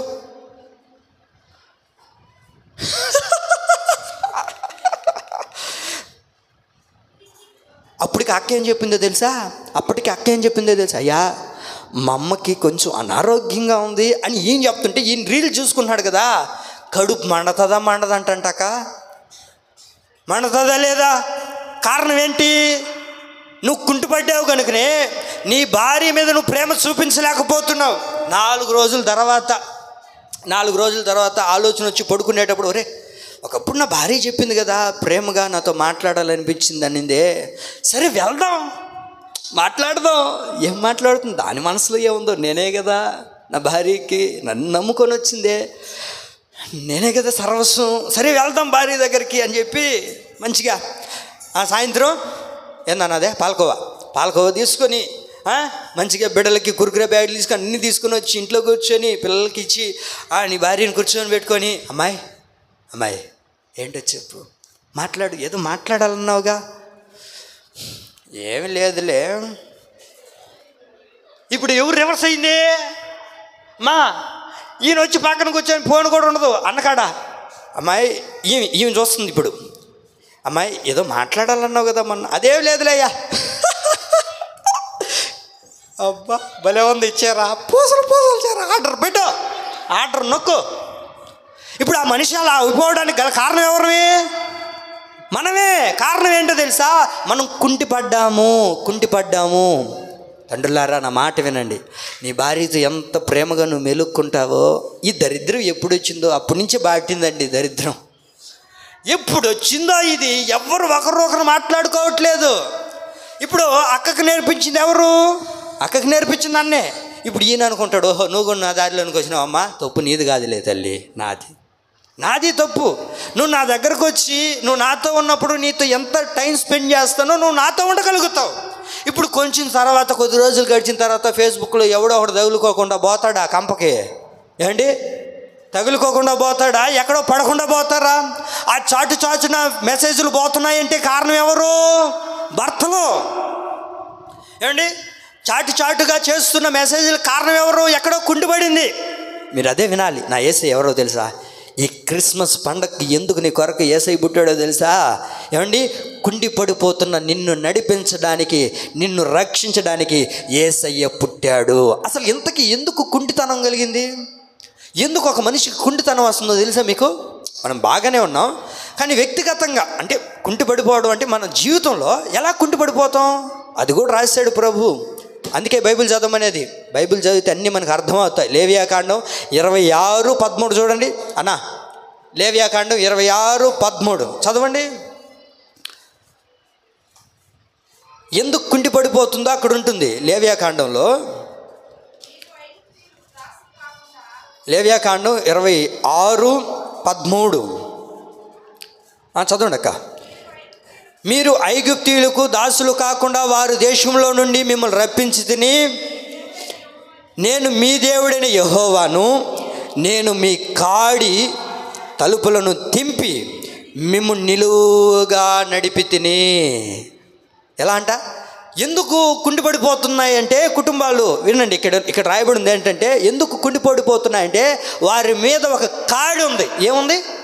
కాడి. తెలుసు కదా మీకు, కాడి తెలుసు కదా, ఎద్దుల మీద పెట్టి దున్నుతూ ఉంటారు కదా, ఇదే కాడి. ఆ కాడి వల్లనే ఈ రోజున అనేక మంది కుండిపడిపోతున్నారు. ఆ కాడిని మీద ఉండనివ్వకుండా ప్రభు తీసివేయబోతూ ఉన్నాడు. ఆమేన్. అది తీసివేస్తే ఆవులు ఎలా నడుస్తాయి? అబ్బా ఎంత ప్రశాంతంగా ఉందరా ఇప్పుడు అనుకుంటాయి, అనుకోవా ఆవులు? అలాగే మన మీద కొన్ని కాడిలు ఉన్నాయండి. ఆ కాడిలను బట్టి నువ్వు వంగిపోతున్నావు, నలిగిపోతున్నావు, కుంటిగా నడుస్తున్నావు. ఎన్నో భారాలు, ఎన్నో బాధ్యతలు, ఎన్నో భారాల మధ్య, ఎన్నో కుటుంబ బాధ్యతల మధ్య, ఎన్నో ఇబ్బందుల మధ్య అండి, ఎన్నో ఇబ్బందుల మధ్య ఎన్నో కాడులను మోస్తున్నావు కదా. నా యేసయ్య ఎవరో తెలుసా? ఆ కాడులన్నిటిలో నుండి నిన్ను విడిపించి ఆయన నిన్ను నడిపించబోతూ ఉన్నాడు. ఆమేన్. ఇంకా కుంటిపడిపోవు నువ్వు. వినాలి మీరు నా మాటలు.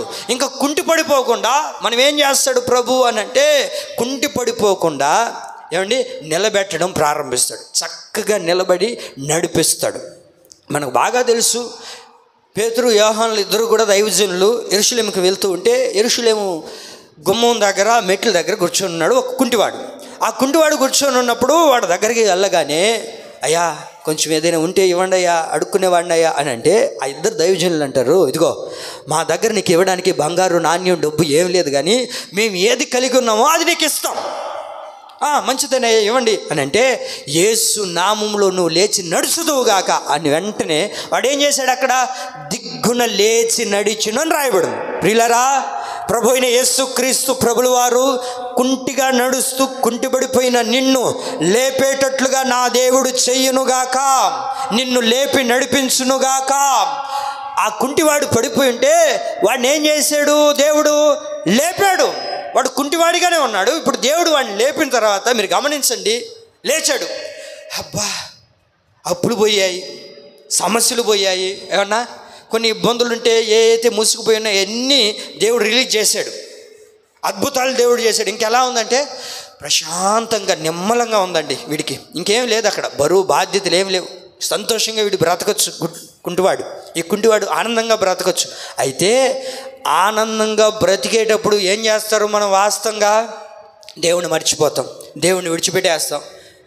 ఇప్పుడేం పోతాంలే అని అనుకుంటాం. అయితే ఈ కుంటివాడిని మీరు గమనిస్తే, ఎప్పుడైతే దేవుడు వాడిని ఆ కుంటితనంలో నుంచి విడిపించాడో వాడు దిగ్గున లేచి గంతులు వేసి ఎక్కడికి వెళ్ళాడు అంటే యెరూషలేములోనికి వెళ్ళాను అని రాయబడి ఉంది. ఎక్కడికి వెళ్ళాడు? యెరూషలేము అనగా దేవుడి మందిరానికి వెళ్ళాలి. నువ్వు దేవుడి మందిరానికి రాగలిగితే ఏమండి నీ కుటుంబం కుంటిపడిపోదు. నువ్వు కుంటి కలిగిన పరిస్థితులన్నీ ఉండవు. ఆ కుంటితనంలో నుంచి బయటికి రావాలి అని అంటే నువ్వు యెరూషలేము అనబడుతున్న దేవుడి మందిరానికి రావాలి. దేవుడి మందిరానికి రాగలుగుతున్నావా? దేవుడు అన్నీ సద్దుమణిగించి నీకే అవసరతలు ఉన్నాయో, నీకే అక్కర్లు ఉన్నాయో, నీ భర్త విషయంలో ఏది ఉన్నాయో, ఏ సమస్యలు ఉన్నాయో, నీ కుటుంబానికి కావాల్సినవన్నీ ప్రభు ఇచ్చాడా లేదా? ఇచ్చిన తర్వాత మందిరానికి రావాలిగా. అమ్మాయి నువ్వు నాకు కొంచెం పని ఉంది, ఎప్పుడు వస్తావు? నువ్వు వెళ్ళు లోపలికి పో, నేను ఇప్పుడే వస్తాడు మందిరం దాకా వస్తాడు, అక్కను వదిలి పెడతాడు, మళ్ళీ అదే ఆటోలో వెళ్ళిపోతాడు. ఎవరో విజయ్ అన్న అంటున్నారు అన్న, నేను విజయాన్ని గురించి చెప్పట్లేదు మన వాళ్ళ గురించి నేను ఎందుకు చెప్తానన్నా, ఎవరో విజయ్ అన్న అన్నారండి, నేను అనట్లేదు. అక్కో ఆటోలో ఎక్కించుకొని వస్తారు, ఎడ వదిలి పెడతారు. జయమ్మ నువ్వు పో లోపలికి. యా విజయ్ రావంటరా, స్నానం చేసుకొని వస్తా. ఆ స్నానం ఎంతసేపు చేస్తుంటాడో నేను అనట్లేదండి, మీరే చెప్తున్నారు. అండోయి ఎక్కడ నువ్వు వచ్చేది? దేవుడు నిన్ను నిలబెట్టాడు కదా. ఏమండి కుంటిపడిపోకుండా దేవుడు నిన్ను నిలబెట్టింది ఎందుకో తెలుసా? నీ యెరూషలేములోకి రావడానికి. కొంతమంది చూడండి, భార్యలు వస్తే భర్తలు రారు, భర్తలు వస్తే భార్యలు రారు. గల కారణం ఏంటంటే ఎక్కడో కుంటిపడిపోయి ఉన్నారు. ఏమండి ఆ కుంటిపడిపోయిన పరిస్థితుల్లో నుండి నిన్ను విడిపించడానికే యేసు క్రీస్తు ప్రభులు వారు ఈ లోకానికి దిగి వచ్చాడు. ప్రభు కోరుకుంటుంది ఏంటో తెలుసా? ఏమండి నిన్ను నిలువుగా నిలబెట్టి నడిపించాలని మనకు తెలియాలండి. ఆ విషయాలు మనకు తెలియాలి, మనం అడగాలి ఎలా నడుచుకోవాలి. ఒకవేళ నీ కుటుంబ వ్యవస్థను నడిపించుకునేటప్పుడు ఏదైనా కుంటుపడిపోయేటప్పుడు అడగాలి, దేవుణ్ణి అడిగితే ఆయన సక్రమముగాను నిలువుగా నడిపించడం ప్రారంభిస్తాడు. అడగడంలో తప్పేమీ లేదు. ఇప్పుడు ఒక వివాహం జరిగింది, ఒక వివాహం జరిగిన తర్వాత భార్యతో ఎలా మెలుక్కోవాలో అవన్నీ తెలియాలంటే అనుభవం కలిగిన వాళ్ళు చెప్పాలి. అదేందోనండి, ఏం పాడుబుద్దో కానీ మీరు వినాలి. వివాహం కావాల్సిన వాళ్ళు కూడా ఉన్నారు కనుక, వివాహం అయిన వాళ్ళు కూడా ఉన్నారు కనుక, పెళ్ళయింది ఒకటో రోజు రెండో రోజు అబ్బో చిలక గోరింక ఏమన్నా సంబంధమా? చిలక ఎట్టుంటుంది, గోరింక ఎట్టుంటుంది? సరే, అయితే అంత ఆప్యాయంగా నడిపించబడుతుంటారు కదా, వెళ్తుంటారు కదా. ఏమన్నా 2 రోజులు ఆ ప్రేమను బట్టి ఈడు ఏమేమి చేసుంటాడో, మొదట్లో ఎవరెవరిని ప్రేమించుంటాడో, ఎంతమంది తిరుగుంటాడో, ఆ రోజుల్లో చిలిపి చేష్టాలు అంటుంటారు చూడండి, అవన్నీ చెప్తాడు భార్య కాడ. బేబీ ఆ రోజుల్లో అబ్బో నేనంటే పడి చచ్చిపోయా, అదే ఆ అమ్మాయి వెనక తిరుగుతున్నా, అన్నీ చెప్తాడా అన్నా. ఒక సంవత్సరం అయిన తర్వాత ఎక్కడైనా ప్రేమ తగ్గిందా? ఏమే సుజాత కనబడిందా? సుజాత అవన్నీ అప్పుడు నాకు తెలియదంట, నాకన్నా ఈ అమ్మాయి బాగుండదులే, నేను చూడాల పోట పెళ్ళికి కూడా వచ్చి ఉంటుంది ఆమె చెప్పుంటాడు. ఇప్పుడు దానికి కారణం ఎవరు చెప్పండి అండి? ఎవరు కారణం? ఆయనే కదా. ఈమెమన్నా తక్కువ తినిందా? నన్ను రాజమండ్రి నుంచి వచ్చినాడు ఎవరో సిఐ అయినా దరిద్రం, ఏం చేస్తాం, కాలుకు చుట్టుకునేందుకు కర్రకుండా పోతుంది అన్నట్టు నిన్ను చేసుకున్నా.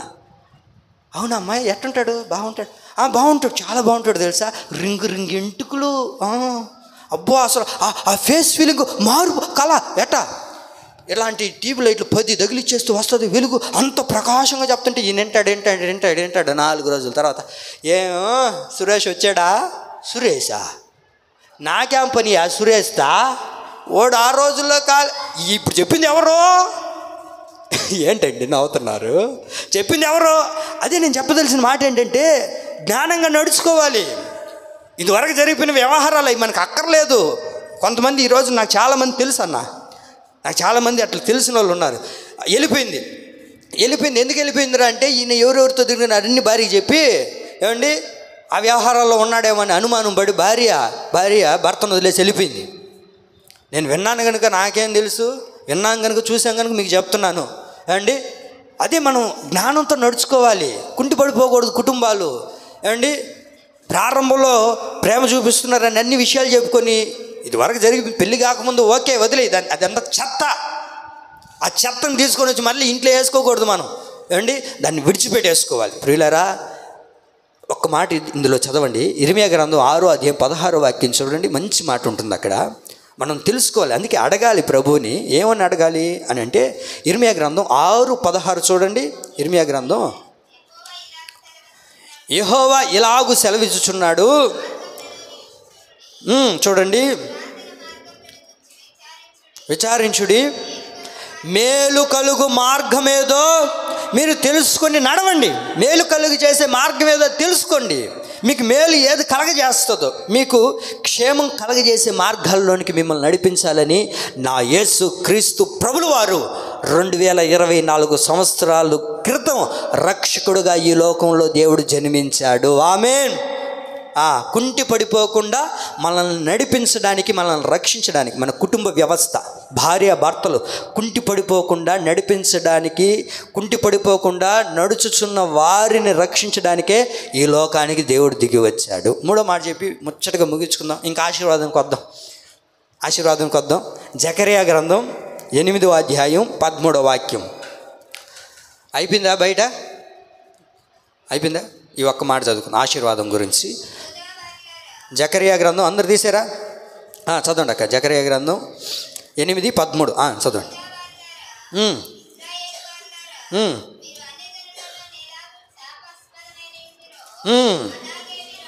అలాగే మీరు ఆశీర్వాదాస్పదముగా ఉండునట్లు నేను మిమ్మల్ని రక్షింతును, భయపడక ధైర్యము తెచ్చుకోండి.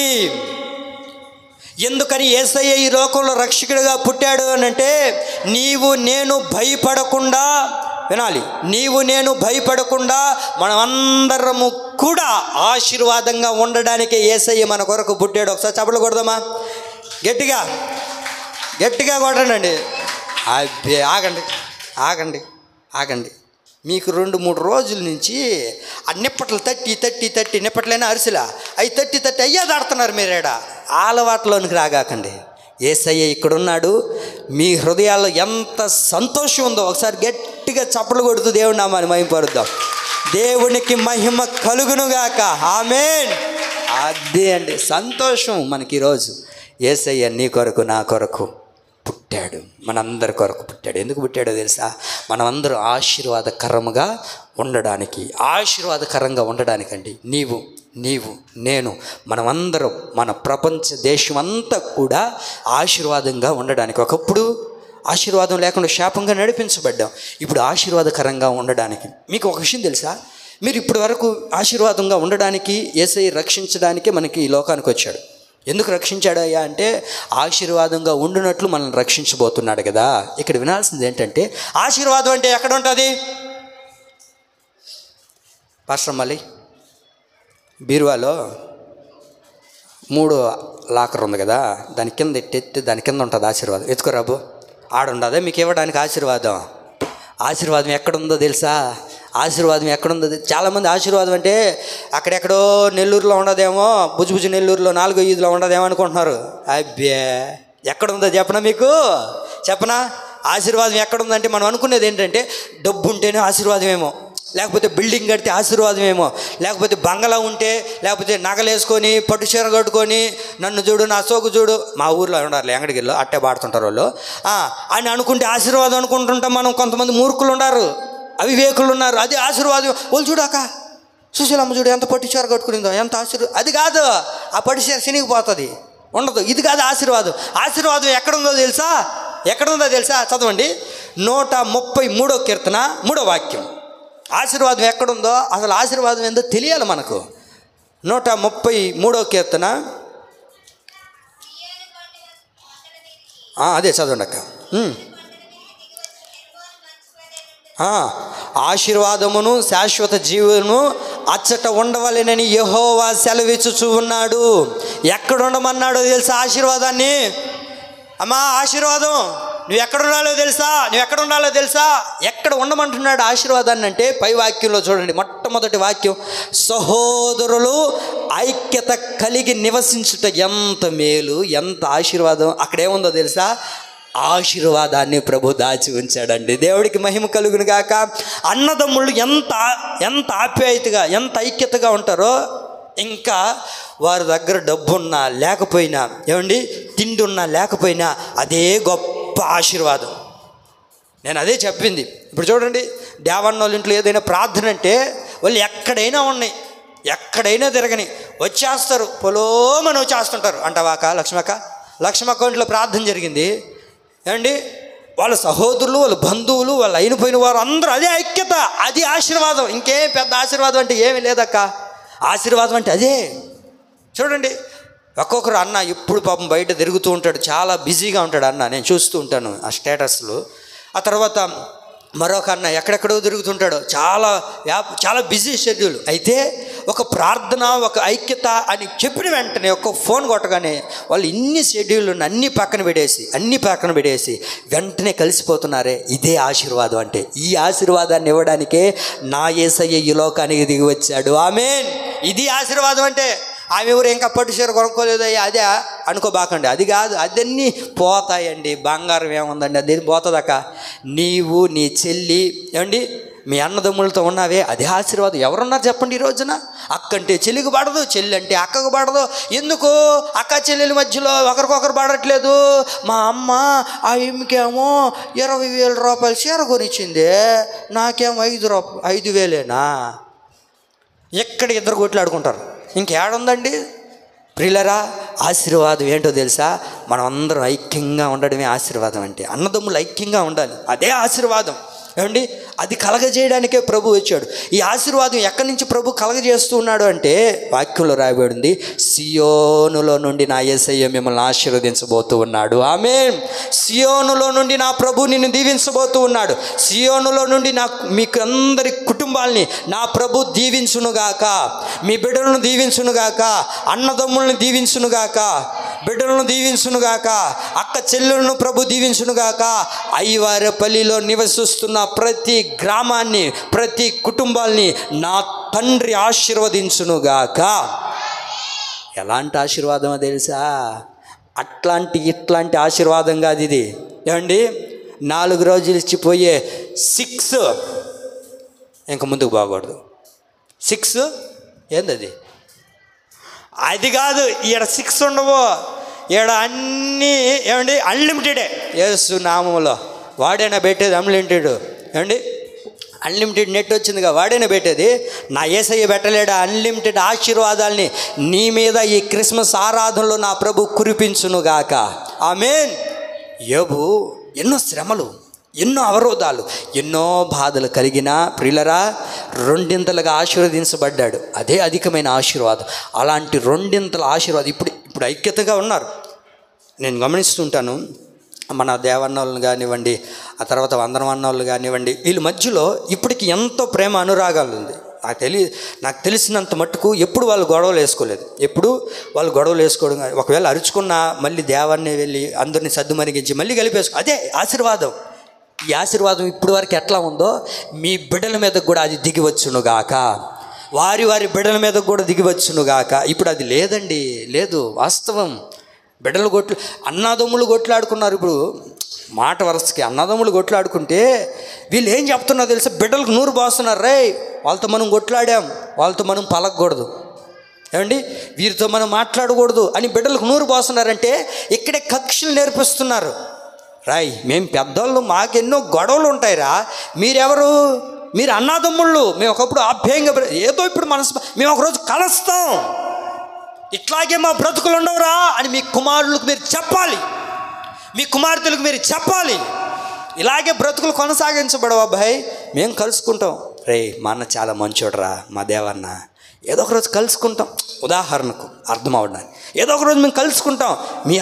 మీ ఇద్దరు అన్నదమ్ముల మధ్యలో ఏనాడు రాకూడదు, వస్తాయి, ఏదో కలుసుకుంటూ కలిసిపోతూ ఉండాలి. అలాంటి ఆశీర్వాదం ప్రభు మీకు అనుగ్రహించునుగాక. నేడు ఫుల్ఫిల్ చేయండి. నేడు చెప్పాలమ్మా, నేడు రక్షకుడు మీ కొరకు పుట్టి ఉన్నాడు. మీ పక్కన ఉన్న వాళ్ళతో చెప్పండి, నేడు మీ కొరకు రక్షకుడు పుట్టి. ఏమక్క నీ పక్కన ఎవరు లేరా? వెనకాల వాళ్ళకి చెప్పాక సంతోషం చెప్పండి అని చెప్పారనా? పిలుపు తాతకి చెప్పండి, చెప్పారా? మీరు నన్ను చూసి చెప్తున్నారు, మీ పక్కన వాళ్ళు మొహం చూసుకుని నవ్వుకుంటా చెప్పండి అండి ఒకరోజు సంతోషంగా. చెప్పా, అది దేవుడికి మహిమ కలుగునుగాక. మీ అందరి హృదయాల్లో నా దేవుడు మిమ్మల్ని రక్షించి ఆశీర్వదించి ఆయన నిత్యమైన కృపతో మిమ్మల్ని నింపునుగాక. ఇదే శుభవర్తమానం. ఈ శుభవర్తమానం తెలియజేయడానికేనండి నా యేసయ్య ఈ లోకానికి దిగి వచ్చాడు. ఆయన మనందరి హృదయాల్లో పుట్టి రక్షణ కలగజేసి స్థిరపరిచి ఆశీర్వాదకరంగా మార్చునుగాక. ఆమె ఈ కొద్ది మాటలు మనందరి వినికిడిలో ప్రభు నీరు కట్టి ఫలింపజేసి అభివృద్ధి పరుచునుగాక. Amen, amen.